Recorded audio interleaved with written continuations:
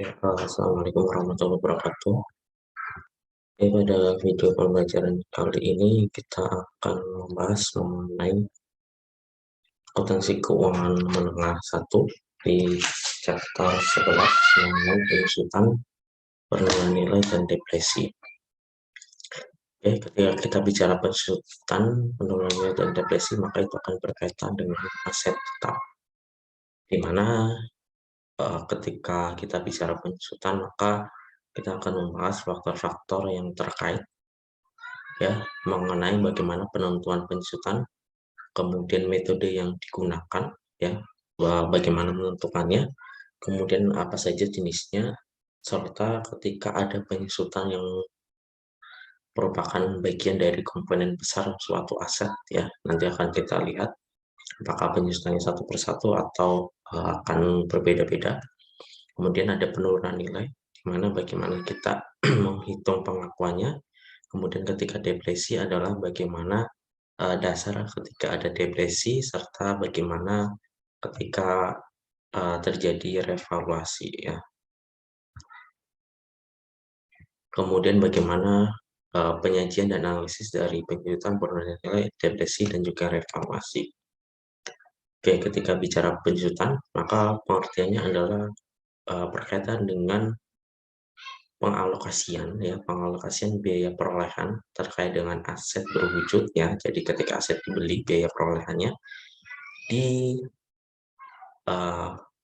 ke dalam beban, dialokasikan ke dalam setiap beban ketika aset tersebut berlalunya waktu atau digunakan. Bagaimana dialokasikan setiap beban secara sistematis dan rasional pada setiap periode dari penggunaan aset tersebut. Bagaimana mengalokasikan, dan namanya akan berbeda ketika kita bicara aset berwujud atau aset berumur panjang, maka disebut adalah biaya depresiasi atau biaya penyusutan. Ketika aset tak berwujud, maka disebut sebagai beban amortisasi. Ketika sumber daya mineral, maka dikatakan beban depresi. Berkaitan dengan faktor yang terlibat, ada 3 hal, kita bahas dulu penyusutan. Terkait dengan dasar penyusutannya, apakah biaya perolehan atau nanti dikurangi dulu dengan nilai residu. Kita lihat berdasarkan metode yang digunakan. Masa manfaatnya berapa lama, serta pembagian biaya, metode yang terbaik itu seperti apa. Dasar penyusutannya yang digunakan adalah dari biaya aslinya atau biaya perolehannya dikurangi dengan nilai residual atau nilai sisa ketika aset tersebut sudah tidak dapat digunakan kembali. Maka itu adalah disebut sebagai dasar penyusutan. Kemudian yang kedua, terkait dengan estimasi umur manfaat.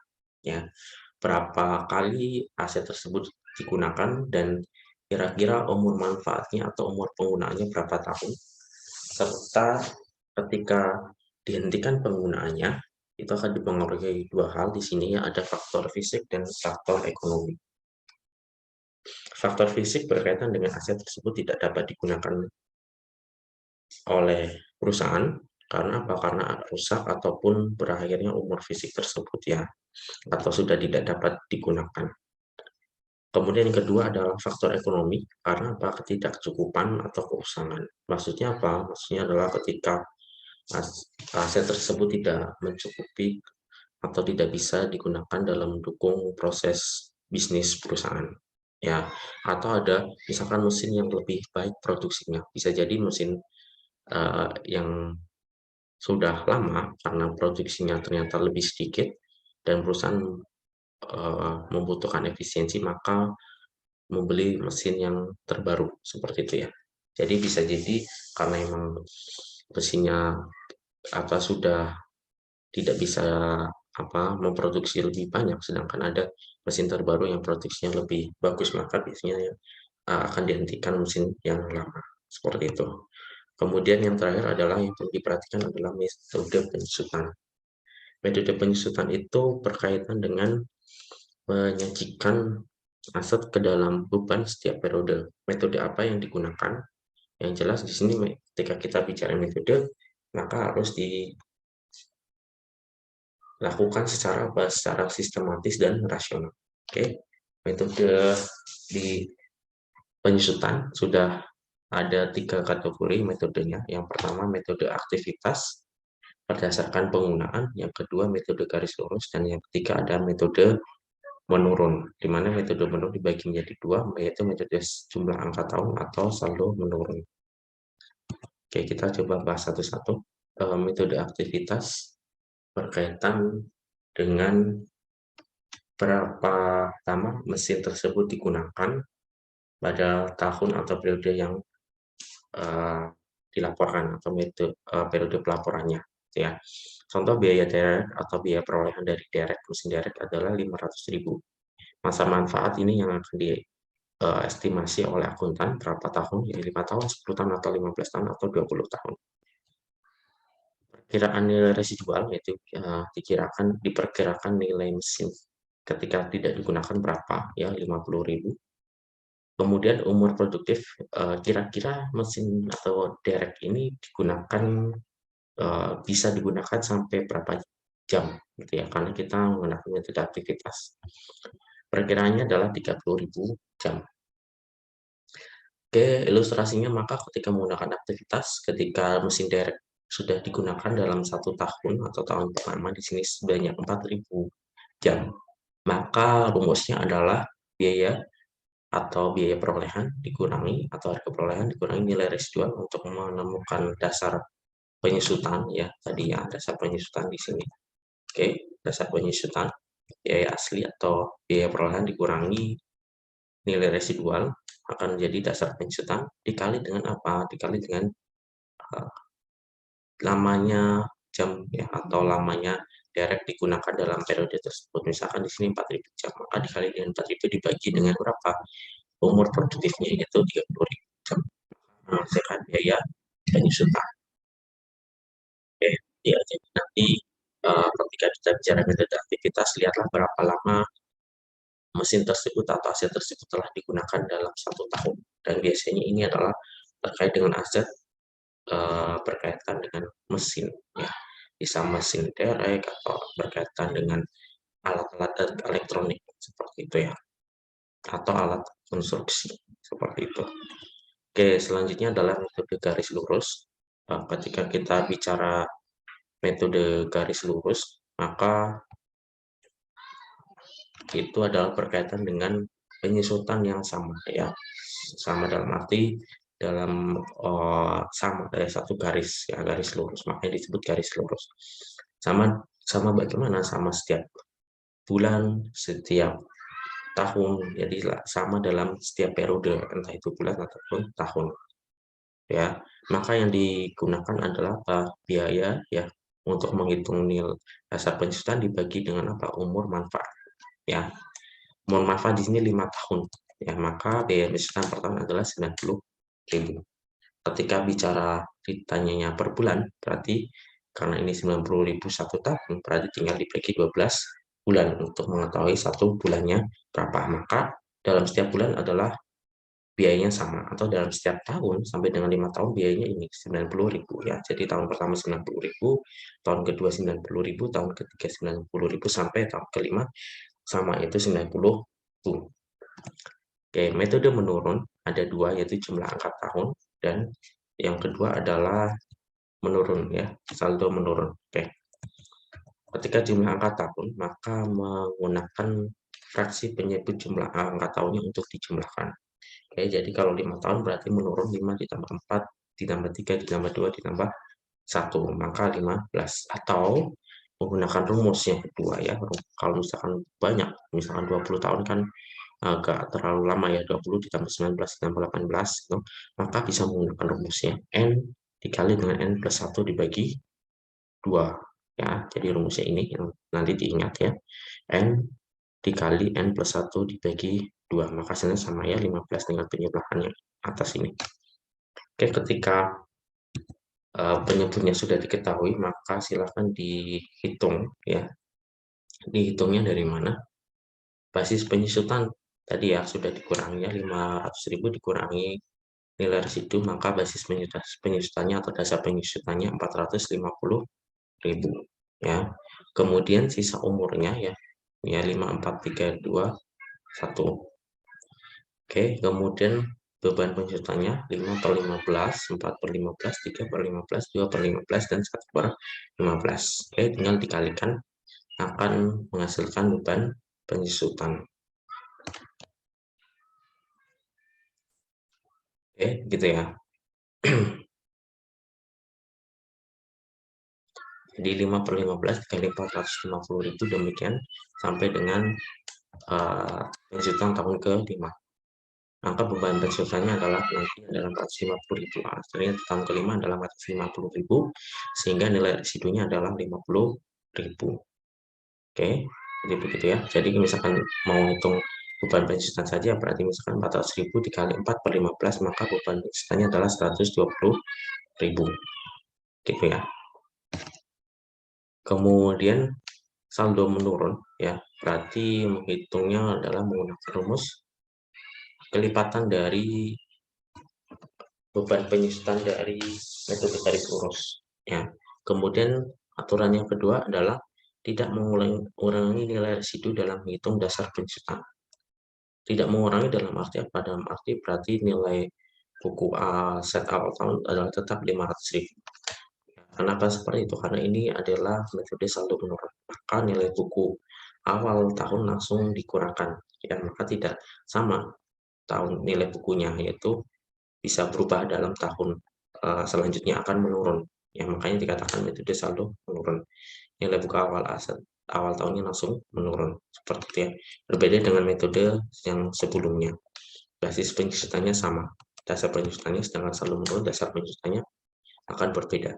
Ya, tergantung dengan jumlah yang sudah dikurangkan dari beban penyusutannya. Oke, kita lihat ya. Ini 40% dari mana? Dari 2 kali dari metode garis lurus ya. Garis lurus kan per tahunnya 90.000 ya, tadi diingat. Sekarang kita tinggal menghitung persentasenya. Dari mana? 90.000 dibagi 450.000 dikali dengan 2. Maka hasilnya adalah 40%.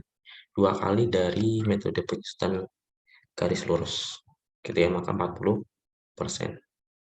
Oke, maka hasil akhirnya adalah sama ya, nilai bukunya yaitu 50.000. Jadi 500.000 dikali 40%, beban penyusutan adalah 200.000. Oke, saldo akumulasi penyusutan 200.000. Nilai buku akhir tahun adalah 300.000. Dari mana? 500 dikurangi 200. Oke, 300.000 ini akan menjadi nilai buku aset awal tahun yang akan dikalikan dengan 40%, akan menghasilkan beban penyusutan. Saldo akumulasi berarti penjumlahannya 200 ditambah 120, 320. Ini akan menjadi pengurang 320.000 ya. Dari mana? Dari pengurang 500.000 dikurangi 320.000, maka menghasilkan 180.000. 180.000 ini akan menjadi dasar. Ya, begitu seterusnya penjumlahan. Kemudian ini adalah 108.000. 108.000 dari mana? 500.000 dikurangi 392.000. Seperti itu. Kemudian ada setelah kalian sudah bisa menentukan metode apa yang akan digunakan, yang sering digunakan kalau di perusahaan adalah biasanya metode garis lurus atau aktivitas. Ya, karena ini yang paling simpel. Ya. Ketika kalian sudah bisa menentukan metode apa yang digunakan, maka kita membahas terkait dengan penyusutan komponen. Ya, penyusutan komponen misalkan bagian dari aset yang uh, bentuk fisiknya besar, jadi nanti setiap komponen ada masing-masing metode penyusutannya tersendiri. Ini contohnya di sini pesawat, ya. Contohnya pesawat. Pesawat terbang itu terdiri dari berbagai macam komponen. Di sini diklasifikasikan menjadi 3, ya. Airframe, komponen mesin, sama komponen lain-lain. Ya, jumlah komponennya dan umur manfaat komponennya, ya. Umur manfaatnya akan berbeda. Kemudian metodenya adalah garis lurus, maka dihitung satu persatu, ya. Dihitung satu persatu, kemudian baru dijumlahkan penyusutannya, gitu ya. Jadi dihitung satu-satu karena ini garis lurus, gampang ya. Dibagi 20, dibagi 8, dan dibagi 5. Oke, maka pertamanya adalah ini.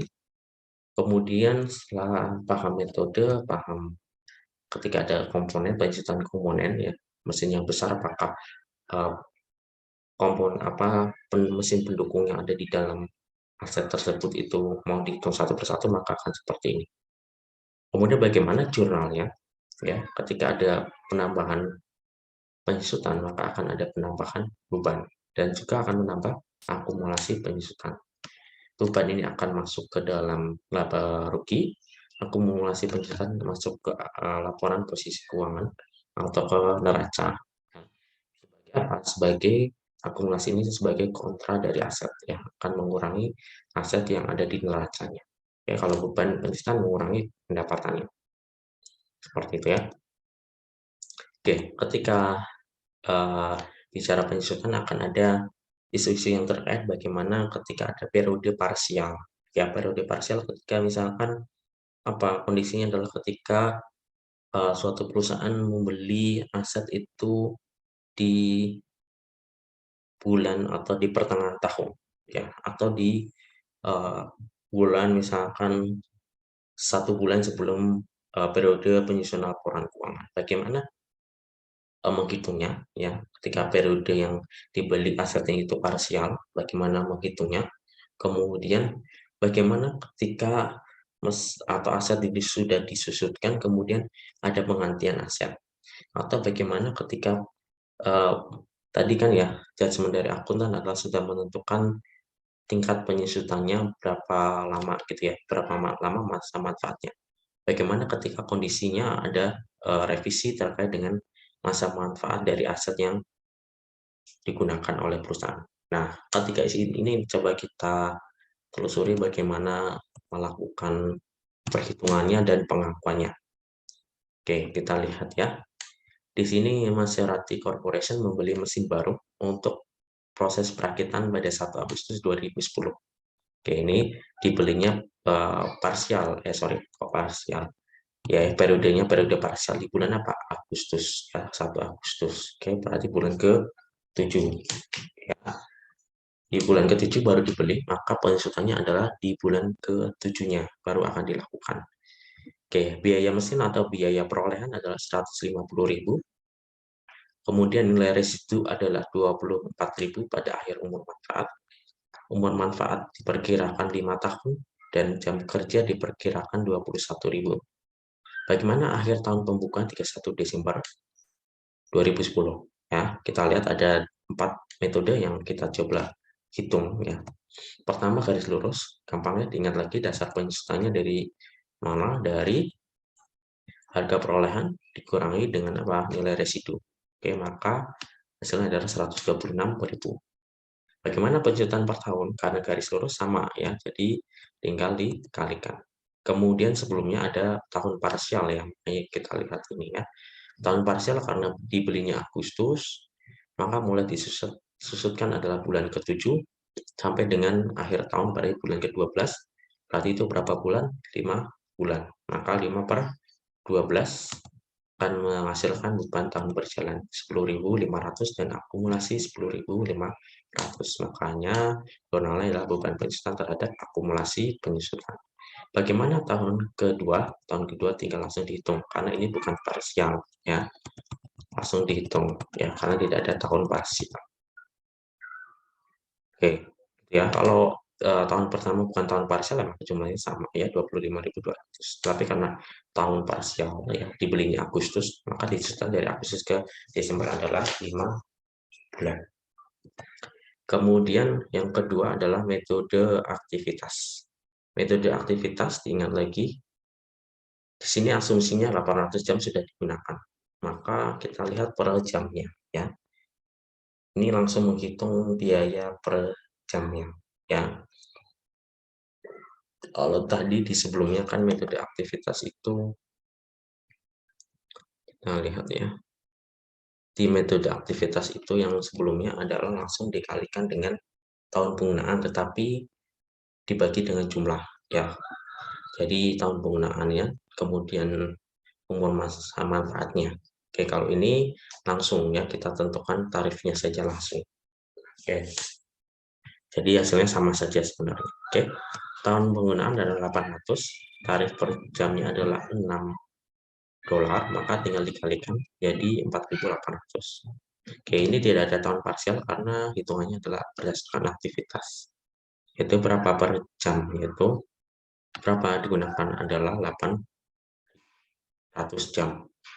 Oke, atau nanti bisa 126.000 gitu ya, dikalikan dengan 800 jam, kemudian tahun penggunaannya adalah dibagi 21.000, maka hasilnya akan sama.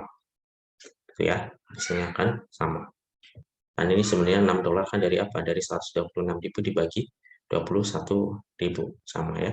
Jadi 126.000 kayak tadi dikali dengan 800 jam dibagi total seluruh penggunaan aktivitas yaitu 21.000, maka hasilnya sama ya. Jadi kalian bisa membagi langsung untuk menentukan per jamnya atau dimasukkan ke dalam rumus dulu ya. 126.000 dikali 800 dibagi 21.000, seperti itu ya. Jurnal penjutannya sama ya, jurnalnya bukan penjutan, pada akumulasi penjutan. Jumlahnya akan berbeda karena metodenya berbeda. Jumlah angka tahun ya, tadi diingat lagi jumlah angka tahun, baris penjutannya tidak dikurangi dengan kalau ini jadi dikurangi ya dengan nilai residual. Oke ya, 126.000 kita lihat ya. Sebentar. 126.000 ya dikurangi dulu, kecuali yang nanti ya saldo menurun. Kalau jumlah angka tahun berarti di N dikali N plus 1 dibagi 2, atau saldo menurunnya berapa tahun ya. Ini 5 tahun ya, atau ini 6 tahun misalkan gitu ya. Kemudian diingat lagi karena ini parsial, dipilihnya bulan Agustus ya, berarti disusutannya adalah kita hitung dulu 1 tahun pertamanya ya, 5/15 ya, saldo menurun ganda, jumlah angka tahun seperti itu. Kemudian karena tahun parsial, maka dihitung dulu bebannya ya, dari Agustus ke Desember adalah 5 bulan ya, jadi yang digunakan menjadi beban adalah 5 bulan, maka dikalikan dengan 5/12. Kemudian yang kedua adalah 4,58. 4,58 dari mana? Dari ini ya. Oke, karena tadi 5 bulan ya, maka karena ini adalah jumlah angka tahun ya, jumlah angka tahun berarti hitungannya adalah dari Agustus ya, berbeda dengan metode garis lurus. Metode garis lurus hitungannya tadi ya 5 bulan dulu, kemudian periode keduanya adalah 1 tahun. Ketika bicara jumlah angka tahun, maka tahun sebelumnya adalah baru disusutkan, atau periode 2010 angkanya baru disusutkan 5 bulan. Berarti kalau dalam satu periode berarti kan kurang berapa? Kurang 7 bulan gitu ya. 7 bulan berarti 7 dibagi 12 ya, maka 0,58. Oke, jumlah angka tahun berarti harusnya berapa? 4 ya, 4/15. Karena ini parsial, tinggal ditambahkan 4 ditambahkan ini ya, hasil dari pembagian 7/12 yaitu 0,58. Atau cara gampangnya bisa ini, kalian bisa menggunakan 4 saja, baru nanti di sini adalah 7/12 gitu ya. Atau langsung seperti ini ya, 4,58 ya. Jadi silakan mana yang mudah gitu ya. Oke, tahun selanjutnya sama ya, 3,58, 2,58, 1,58, dan terakhir adalah 0,58 ya. Oke, kemudian selanjutnya adalah saldo menurun ganda. Ingat ya, 2 kalinya dari penyusutan ya. Tadi penyusutannya adalah kita hitung 20% ya. Saldo menurun ganda adalah 40% gitu ya. Kemudian kondisi yang kedua ya, ketika ada penggantian aset ya. Sudah disusutkan dan ada penggantian aset. Oke, ada 2 ya. Yang pertama, tidak melibatkan arus kas saat ini. Yang kedua, dana untuk penggantian aset berasal dari pendapatan. Oke. Kemudian ketika ada revisi ya, di perhitungan untuk periode sekarang dan periode perspektif ya, di masa depan, tidak ditangani secara retrospektif dan tidak dianggap kesalahan atau kos luar biasa. Oke, ini contohnya ya, perubahan estimasi. Tadinya Arcadia ini sudah membeli peralatan 510.000, masa manfaat 10 tahun, nilai residu 10.000. Oke, sudah disusutkan 7 tahun secara garis lurus. Kemudian pada tahun ke-8, pada tahun 2010, umur manfaat dirubah menjadi 15%, direvisi. Kemudian nilai residu direvisi menjadi 5.000 pada akhir waktu tersebut. Air jurnal untuk memperbaiki penyusutannya bagaimana? Tidak ada ya, tidak ada perbaikan, tetapi akan ada penyesuaian bebannya ya, kita lihat. Oke, biaya peralatan ya atau biaya perolehan 510, nilai sisa 10.000, dasar penyusutan 500.000, masa manfaat di awal 10 tahun, ya penyusutan tahunan adalah 50.000. Kemudian sudah dilakukan 7 tahun, maka ini bebannya. Jadi maka nilai buku di tahun ke-7 adalah 160.000 gitu ya. Baik, kemudian ternyata ada revisi dari 7 tahun berubah menjadi dari 10 tahun berubah menjadi 15 tahun. Berarti sisanya adalah 3 tahun. Ketika menjadi 15 berarti perlu tambahan berapa tahun? 5 ya, tambah 5 tahun berarti sisanya 3 ditambah 5 berarti tinggal tambah penyusutannya menjadi 8 tahun. Yang tadinya 3 karena 15 menjadi 8 tahun. Karena menjadi 8 tahun maka rumusnya akan berbeda. Oke, nilai buku yang sudah disisihkan 160.000, nilai sisa barunya ada 5.000 ya. Kemudian dasar penyusutan dan 105.000. Oke, sisa manfaat adalah 8 tahun ya karena dijadikan 15 tahun. Maka penyusutan tahunnya adalah 19.375. Nah, jurnal 2010 ya kan 19.375.000. Oke, berkaitan dengan perubahan estimasi, nanti kalian sebagai akuntan akan harus memberitahukan di catatan atas laporan uang ketika ada perubahan estimasi ya atau perubahan metode pun juga seperti itu ya. Jadi perubahan metode apapun ya baik di persediaan di aset tetap itu harus dijelaskan di catatan atas laporan keuangan. Bagaimana kalau misalkan nilai aset kalian ada penurunan ya. Penurunan dalam arti nilai aset yang tadinya dibeli adalah 100.000 ternyata ketika dinilai kembali menjadi 50.000. Oke, bagaimana pengakuannya? Oke, kita lihat ya. Kita bandingkan menggunakan contoh. Oke, nilai tercatat peralatan contohnya adalah 200.000. Kemudian nilai wajar dikurangi biaya untuk menjual adalah 180.000 dan nilai pakai adalah 205.000. Kita lihat ya, jumlah tercatat 200.000, kemudian nilai wajar dikurangi biaya adalah 180.000, nilai dalam penggunaan adalah 205.000. Oke, mana yang lebih tinggi adalah 205.000 yang digunakan, maka 205.000 bukan 180. Oke, berarti tidak ada penurunan nilai. Bagaimana ketika ada penurunan nilai? Kita lihat ya. Nilai pakai peralatan adalah 175 dan bukan 205. Oke, 175 ya, maka yang digunakan yang tertinggi 180.000. Oke, kemudian ternyata nilainya lebih kecil ya, ada kerugian penurunan nilai sebesar berapa? Biaya perolehan 200.000 untuk jumlah tercatat dikurangi dengan nilai selisih ya, mana yang lebih tinggi antara nilai wajar dengan nilai penggunaan 20.000, maka ada kerugian. Ketika ada kerugian, pencatatannya adalah bagaimana kerugian atas penurunan nilai dan akumulasi penyusutan peralatan ya. Yang membedakan jurnalnya adalah bukan beban tetapi kerugian ya.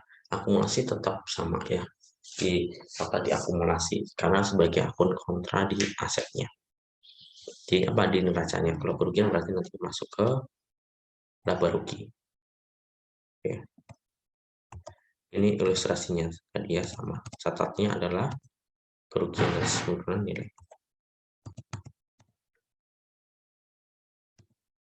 Oke, ini ilustrasi yang sama ya di kasus yang kedua. Ketika nilai wajar tidak diketahui, ya kita lihat ya. Pada akhir tahun 2010, Fairmark Company melakukan uji penurunan nilai atas sebuah mesin dengan nilai tercatatnya 200.000, masa manfaat 5 tahun. Kemudian oleh karena hanya sedikit informasi yang berkaitan dengan pasar yang menjadi dasar perhitungan jumlah terpulihkan berdasarkan nilai wajar.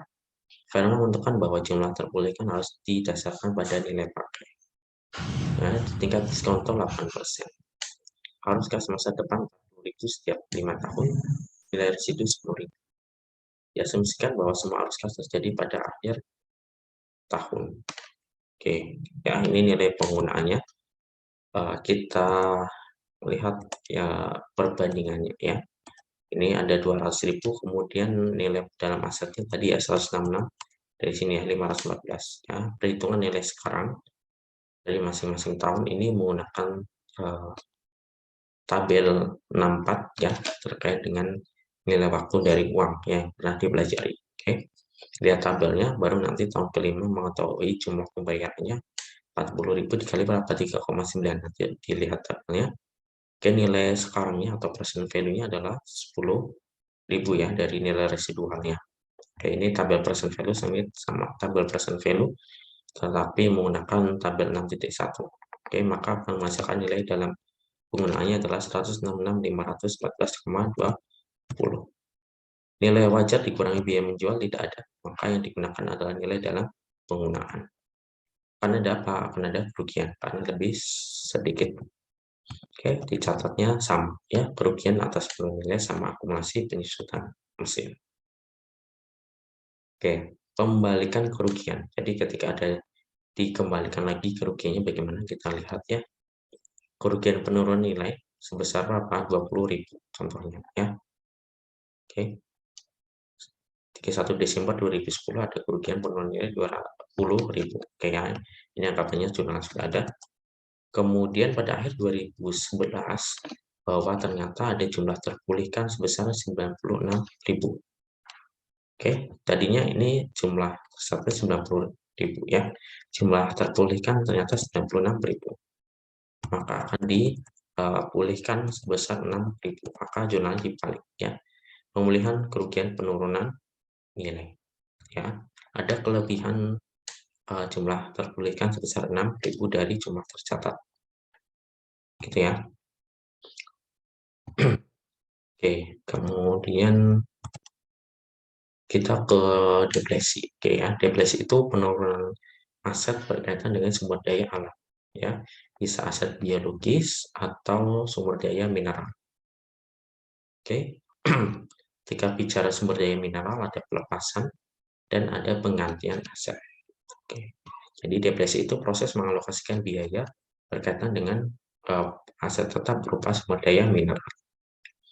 Dasar perhitungannya ada biaya praeksplorasi. Jadi ketika akan misalkan tambang, ya akan dibuat tambang, biaya eksplorasi, misalkan menambang hutan atau menjadikan tambang atau membuat tambang itu sebelum eksplorasi berapa, biaya eksplorasinya ketika menambang misalkan batu bara, kemudian biaya pengembangan tambangnya. Nah, itulah dasar untuk depresi. Kita lihat contohnya.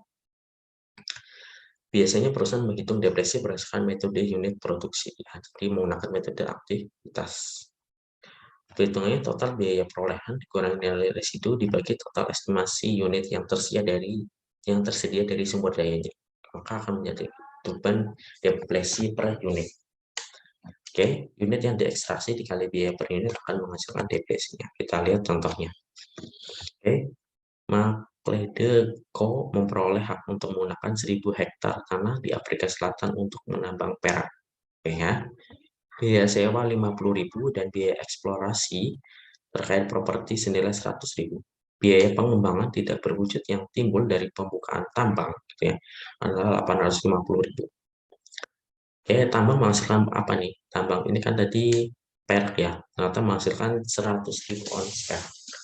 Maka menghitungnya adalah total biaya dikurangi dengan nilai residu, kemudian dibagi jumlah estimasi. Total biaya adalah 1 juta. Berarti di mana 1 juta? 850 ditambah biaya sewa 50 ditambah 100. Oke. Dibagi dengan jumlah estimasi unit yang tersedia ya. Estimasi ketika ditambang adalah menghasilkan ini ya, 100.000 ons perak. Maka biaya depresi ya per unit adalah $10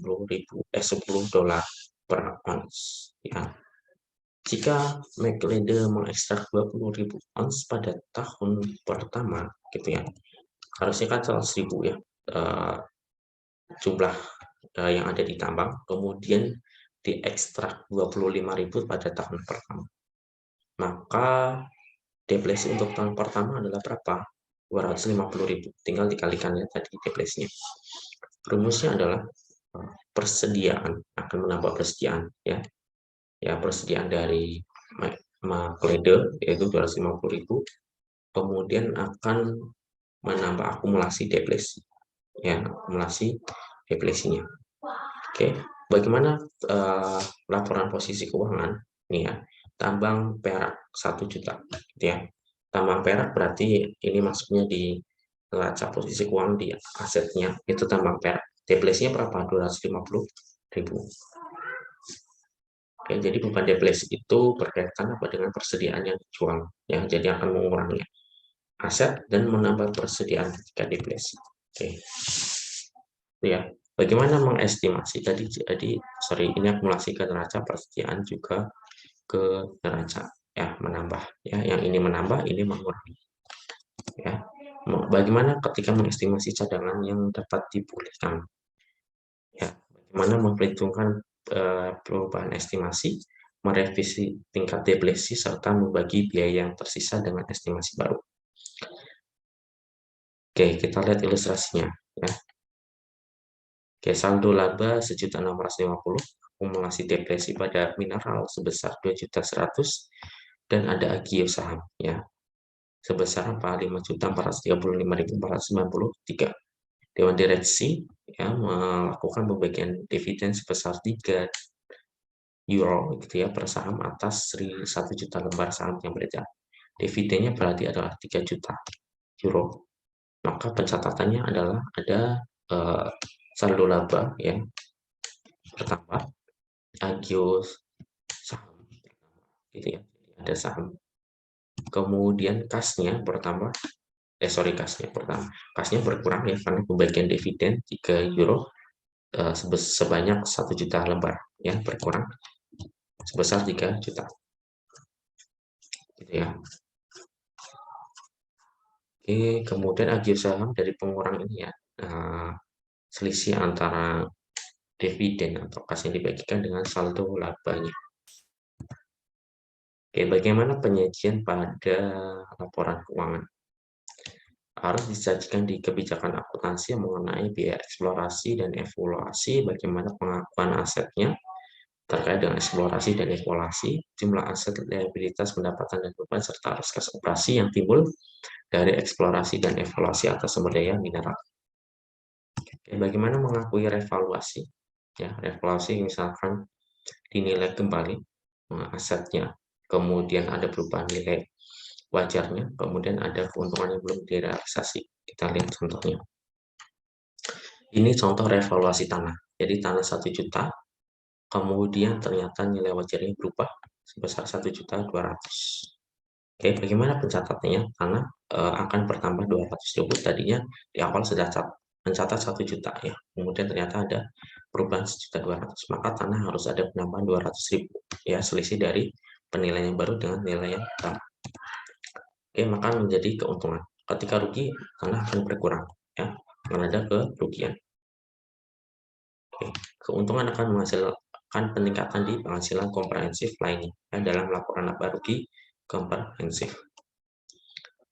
Revaluasi atas aset yang disusutkan. Ini contohnya ya, peralatan ya 500.000, masa manfaat 5 tahun, kemudian metode garis lurus, nilai residu 0 ya. Jadi nilai residu bisa 0 ya.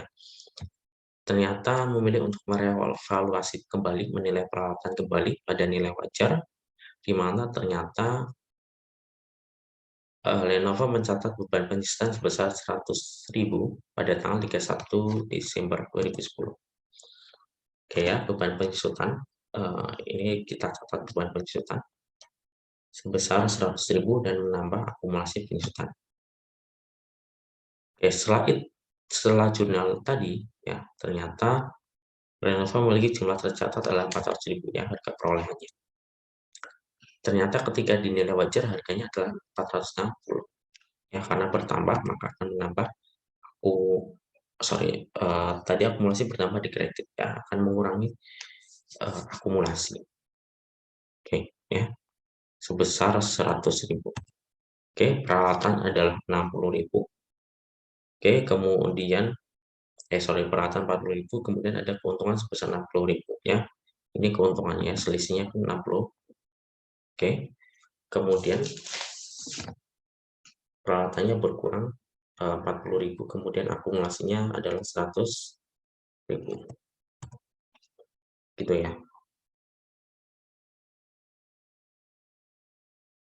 Kemudian